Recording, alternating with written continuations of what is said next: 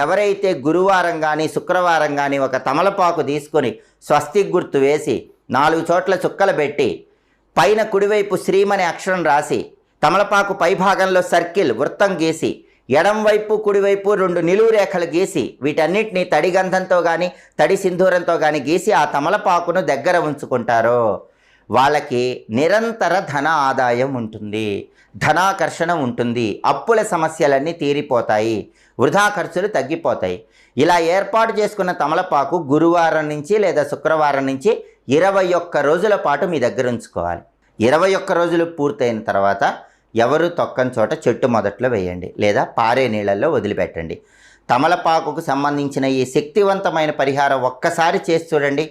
21 రోజులు పూర్తయిన తర్వాత మీ జీవితంలో జరిగే అద్భుత మార్పును మీరు గమనించండి. అఖండ ధనలాభము, రుణ బాధల తీవ్రతను తగ్గింపజేసుకోవటం